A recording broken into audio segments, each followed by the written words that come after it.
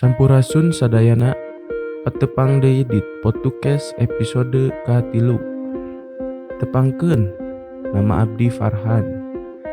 Di episode nu kamari, arurang tos ngabahas ngeunaan urban legend nu aya di SMA 2 Bandung sareng Jalan Cipaganti. Nah, di episode nu ayeuna abdi bade nyaritakeun urban legend nu aya di kampus ITB, kampus anu seueur tempat angker sumebar di daerah-daerahna. Podcast.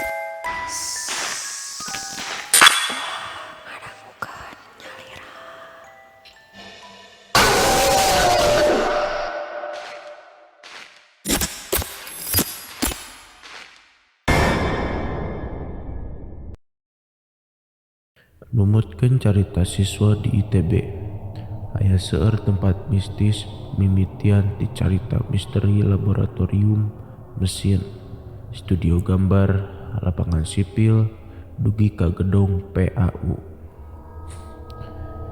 Meureun urang bakal ngabahas heula tina carita anu paling populer, nyaeta misteri gedung PAU. Gedung PAU atanapi pusat antar Universitas ITB anu cenah dianggo salaku lokasi bunuh diri sareng arwah panasaran henteu kantos keur saangkat. Sababaraha urang nyarios yen munculna arwah bunuh diri sering muncul dina luhur gedong. Ayeuna urang ngalih ka Laptek 2 anu sering janten korban titinggalian di dieu nyaeta barudak FSRD atanapi barudak arsitek. Aya sababaraha versi aparatna, diantarana aya tukang bakso anu nawiskeun penjualna ti luareun lantai 2. Versi sanesna nyatakeun yen aya tukang nyieun soto nyorong kareta na keluar tina lift kana kamar studio. Carita sapertos kieu sering ngajantenkeun dua jurusan hoream janten nyalira di studio dugi ka wengi.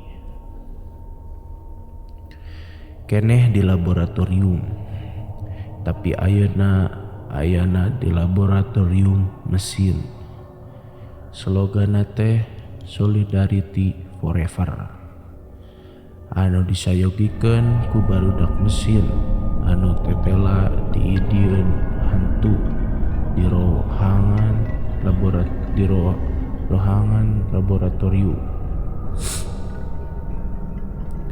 Biasana hantu ieu nunjukkeun ayana ku mindahkeun meja atanapi nuhurungkeun alat-alat di laboratorium.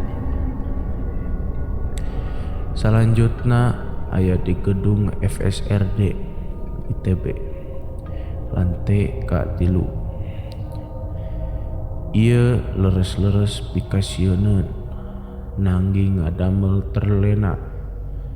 Maklum jurigna berhidung mancung sarta berkulit bodas ala noni Belanda. Teu aya anu terang saha anjeunna salaresna, nanging anu tangtos anjeunna sok nyodong maaturan mahasiswa FSRD. Anu deui ngalembur di studio lantai ka-3 di gedung ieu. Tak ngan maturan si jurig oge tetela tiasa diajak ngobrol. Hayu urang pindah ke toilet gedung farmasi. Penampakan di tempat ieu tergolong calak lumangsung, margi farmasi eusina loloba awewe.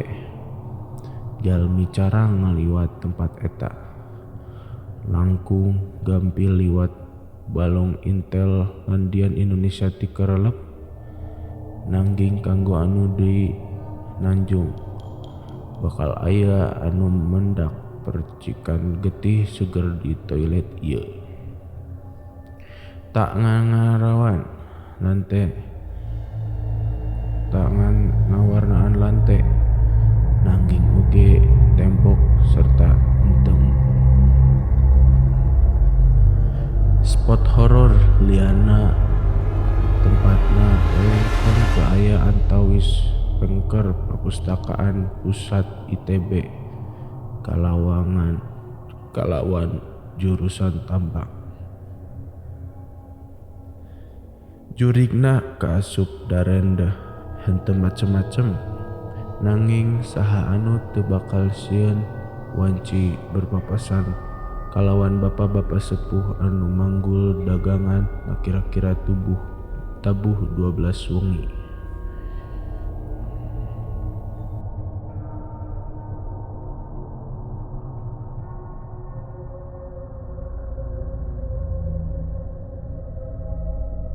Kuring henteu pernah nyangke yen sakola salus ITB gaduh carita mistis anu nyieun kuring merinding. Sakola anu katil ngalina biasa teh gaduh carita mistis di tukangeunana. Anjeun masih penasaran naon wae carita mistis sejenna? Antosan pikeun podcast ngeunaan misteri anu sanes ngan ukur di dieu di Podcast.